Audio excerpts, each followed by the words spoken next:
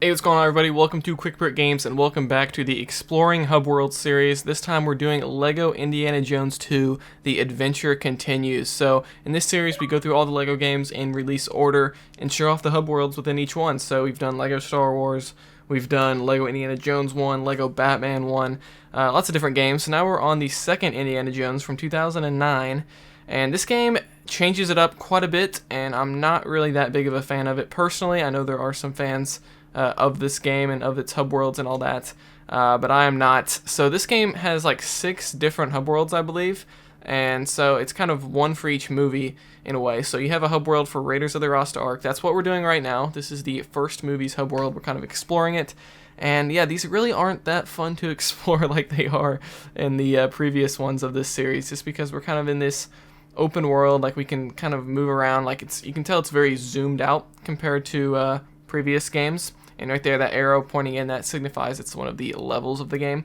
So this game does have levels, but they're a lot shorter, and they're kind of like mini levels. So like, there's a bunch of them, but they're not as lengthy. They're not as in depth and all of that.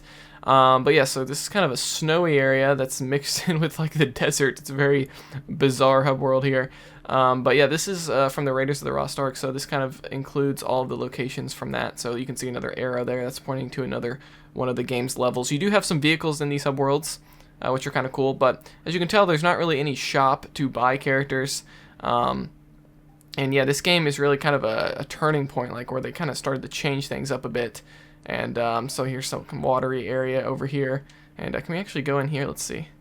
No, that is not a secret area. So yeah, it's actually been a while since I played this game, so I forget all the little hidden areas and whatnot that you can go to. So you can use a boat or a plane to get over to that island there. I don't think we're going to do that for this part, because we got to go through all 6. So this is the first one for Raiders of the Lost Ark. We'll go ahead and back out of this now. And I don't know if we're going to explore like every nook and cranny of these hubs, because they are a bit larger, but there's not really, like I said, not really too much to them. Alright, so we're going to go ahead and move over to the Temple of Doom hub. Okay, so here we are in the Temple of Doom. So this is kind of a nice little city and night city environment here, and so in Asia. So let's go ahead and fly around here. So there is a level there, once again pointing, and just look how crammed this city is. Like, it's very bizarre. So you do have a car here you can drive around, and let's actually get into the plane, because I forget what the vehicle control, like the flying controls are like. Are we just literally just gonna fly over the hub world? Well, I guess this is probably the best way to explore it. So you can see things are definitely not like geographically correct here. Like, you have the city here, which just instantly transitions into a desert. You have like an ocean along the side here, and so yeah, this is really a good, this is a perfect way. I should just go on the vehicles for every single one of these, because we can really explore the whole hub world a lot more efficiently here. So this is the Temple of Doom hub, again, a kind of deserty environment. I think I like the layout of this one a little bit better. I do like how there is a city there, and I like how there's like this big river kind of flowing through it. There's the bridge there from the movie. That's actually been cut, and yeah, you can fly around. I'm not sure. Yeah, okay, you can just hop out at any time. I like the little parachute. That is a nice touch. You won't hear me say too many good things about this game, but that little parachute, that was kind of cool. But yeah, so you kind of got a good glimpse of the size of this hub. And yeah, my problem with this is just there's not too much personality to these hub worlds. Like, you know, with Barnett College, you had the cool like chalkboard where you could write down your cheats. Like, that was clever. You don't really see anything much like that in this game. So that's the Temple of Doom hub world. Let's go ahead and move on to the Last Crusade. Alright, so here we are in the Last Crusade. You actually spawn in the water on this little boat. And so we're going to go swimming around. And it's very bizarre how they put you kind of away from everything. But if we move over here to the left, we can get onto land. And so here we have a little island here, and a little, what do you call that? A record player playing some music there. And let's go ahead and move over here to this island. So obviously a lot more water in the Last Crusade hub world here. So if you go down to that pit, that starts another level. So yeah, lots of just water and islands. Things are a lot more separated on this hub world, which I think is kind of interesting. So here we actually have a boat that we can fly around. So I do like how they incorporated vehicles for the first time in hub worlds. Like, you didn't really have that before. This very much seems like, you know, thinking about it, this game's hubs kind of seem like a mix between what we have now, like with the open world hub worlds in the newer LEGO games, with the older, more condensed hub worlds that we've seen in all the games before this one. So it's kind of a mix because it's not quite like massively open world, you know, like something like a Lego Marvel Superheroes or something.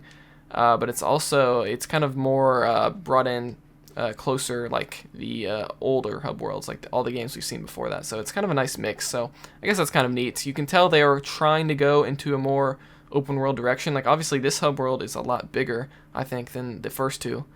This is from me exploring it here. Things are starting to come back to me. Again, it's been years since I've played this game, but just kind of exploring this hub, like the layout is definitely coming back to me now. And obviously there's lots of characters you can explore. Like if I pause the game here, you can actually see in the bottom there's a whole bunch of characters you can unlock here. There's 3 bricks. Like they actually have blue and green bricks in this game, not just red bricks. And then there's like 10 mini kits you can find in these hub worlds. So I don't think each level has mini kits in this game. Like you get the mini kits through the open world. So here we go. This is pretty cool. So you have a nice desert section up here. Over here you have sort of a foresty castle area from the movie. And again, I'm not too familiar with the movie, so like I'm not sure like what scenes these come from or like what areas these are based off of. But here we go. We're flying down. That is a cool touch, man. And once you get close enough, he falls down. And so yeah, here you have kind of a castle-y area. And look at this. You can actually ride this blimp here going up. And yeah, I do like the incorporation of vehicles once again. Like you have boats, you know, ground vehicles, air vehicles, all here. And I really like that. So let's go ahead and move on to the next hub world, or really the next 3 hub worlds. Alright, so this is the first of 3 Kingdom of the Crystal Skull hub worlds. So, you know, with the first Indiana Jones game, it was really focused on the first 3 movies, obviously. And then with this one, they really wanted to put the focus on Kingdom of the Crystal Skull because that was the new movie at the time. Well, you know, that movie came out in 2008, I believe, so the movie was a year old. But obviously, they had already covered the first 3 games pretty in-depth with the first game, or the first 3 movies in-depth with the first game. I think I said that right. So I think they really wanted to focus on Kingdom of the Crystal Skull with this game. Obviously, that is considered the worst of the franchise by most people. So that's kind of a weak point of this game. So they did give this movie 3 different hub worlds. This is the first one. This is probably my favorite one. I like how you have the town there. And the town, you know, unlike the previous hub worlds, like in Temple of Doom, we had that little city area. But the town there is a lot more detailed. You can actually go in a lot of the buildings and stuff like that. You have a gas station over there to the right. And here you have a little like Area 51 looking base here. And let's go ahead and drive down here in this ice cream truck. Look how the gates open for you. That's a nice touch. So you have some more warehouses down here. There is our air vehicle. We might go in that here in a second. And kind of a more, yeah, again, like kind of an Area 51 looking base around here. Back here we have some houses. So this is actually the nuclear, like the Nuketown nuclear testing site where Indiana Jones had to get into the fridge. Oh man, I remember seeing that movie in theaters back in 2009 or 2008, whenever that movie came out, and being like, what did I just watch? But, okay, let's go ahead and move up here. I believe this will take us back to the city area. So yeah, that's kind of gives you a good gist of this first Kingdom of the Crystal Skull hub world. This is probably my favorite one. I like the city, I like the warehouses, I like the Nuketown area on the bottom right. Yeah, just pretty good design. I really like this layout. So let's move on to part 2. Alright, so here we are in Kingdom of the Crystal Skull Part 2, as it's called in the game. So this is the second Crystal Skull hub world based off of the next section or kind of act of the movie. So here we have an airfield here. Let's go ahead and fly up just so we can kind of explore this hub world and get a good look at it, because we don't want this video going on. You know, if I really explored like every nook and cranny, we could probably go on for like 20-25 minutes on these hub worlds, but you know, I'm trying to keep these, you know, around 15 minutes, under that or so. I don't want these to go too long. Now, once we get to the open world hub worlds like Lego Marvel and stuff like that, then we might be exploring it a little bit longer. There we have a bunch of little ants from the movie. That's pretty cool. And so we have kind of a desert area over here, over on the left, where you kind of spawn in. You have an airfield there. I like how they try to incorporate like a flying vehicle in all of these hub worlds, which I really like. So then you have more of a jungle-y area back here. There's a little hidden temple you can go into, which starts a level. Let's go and fly over here. You have the ocean, which is not explorable. And let's go over here to the left. And we have kind of a boat area, and we can't go beyond that. And holy crap, look at all these ants down here. Let's go and fly down and see all these ants. Then we have a big Lego minifigure kind of carving on the ground, which is interesting. I like that waterfall as well, or I guess it's kind of a river that flows down into the ground in the background there. So here's all the ants, and let's see what happens. I forget what happens when you go into them. Okay, you just kind of take damage. You stop moving. I think you need like fire or like a torch or something to get through those, if I remember correctly. Again, it's been a while since I've played this. If you go through here, I believe that starts a level. Yeah, we don't want to do that. And so yeah, that's the second Kingdom of the Crystal Skull hub world. I think this one's a little bit smaller than the first one. At least it's kind of less variety, I would say. You don't have the town and stuff like that. But let's go ahead and move on to the last hub world of this game. Okay, so here we are in Kingdom of the Crystal Skull Part 3, and holy crap, we have a ton of ants here. And look at this. I didn't even mention this before, but I do enjoy the random characters kind of moving around. Again, like the old games, you can switch to other characters. Here we're playing as Mac. We can switch to the soldier. We can switch, what is this guy's name? He's from Kingdom of the Crystal Skull. Oxley, okay. I don't remember him at all, so if you go through there, that's going to start a level. And let's go ahead and move over here. Hey, we're playing as Mutt, Shia LaBeouf himself. It's a shame that he's not returning. Look at that kickflip. Dude, I really like that animation. That's pretty cool. He like slides. That's neat. So this is kind of a more linear hub world, it seems. This is really the only way that we can go. Let's move it down this hill. And yeah, it's really a shame that they're not bringing back Shia LaBeouf for Indiana Jones 5.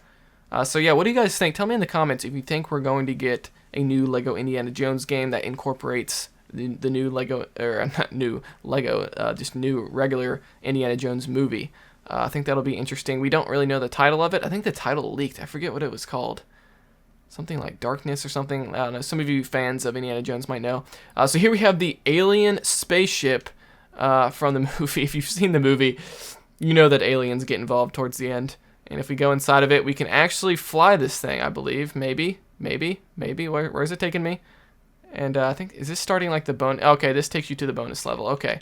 I think you can fly the spaceship, but just not that big version. I think that's what I was remembering, because I knew you could fly it. Maybe it's somewhere else in this hub world. Let's go ahead and go back down and explore where we were. Okay, here we are back at the spaceship. Let's go ahead and move down. So obviously we can't explore that because it takes you into one of the bonus levels where you have to try to collect 1,000,000 studs, those things that we don't really see too much in the newer Lego games. I think most people probably didn't like them. That's why they didn't do it. Okay, this leads to a dead end. What does this switch do? I think that's probably for something that I've already done. Now we can't, it doesn't let us cheat. I don't like the kind of linear nature of this hub world. Like, it doesn't, there's only like set paths that you can go down. You can't like, you know, drive around or go jump over walls and stuff like that. It's very, it kind of limits you. So this is probably one of my least favorite hub worlds, I would say, just because of the limiting nature of it. So let's get in this vehicle. No, let's not switch characters. Let's actually get into the vehicle and drive up here. And, because I think there's like a waterfall over here on the left. And this is a bigger hub world. Okay, so you can swim in this game, by the way. Forgot to mention that. There's a cool little swimming animation by Indy. And here's actually a motorcycle. Let's drive around here. And so yeah, we got the waterfall in the background. Here we have, I forget what that does. That might be where you actually build the spacecraft. I can't remember. Again, I need to maybe play through this game someday just to kind of refresh my memory on it. So I like this little arch there. That's kind of cool. That kind of bridge. And we have a bunch of water here. This is probably one of the biggest subworlds. It's one of the biggest, but it's also like one of the most restrictive in terms of like where you can go and stuff like that. So there we have some more waterfall. We have a boat that we can drive there. And we have some temples. We got ants up there on that hill. Maybe we'll try to get up there. But can you actually freely... Okay, you cannot freely switch characters in this subworld. Okay, there we go. There's the alien spacecraft I was looking for. That's what I was thinking of when I saw the big one. I was like, I knew you could fly one, but it's just the smaller version of it. And there's the big temple towards the end of the movie. And yeah, so now you get a really good gist of this hub world. It's definitely huge, but again, you can't like jump over the walls and stuff like that.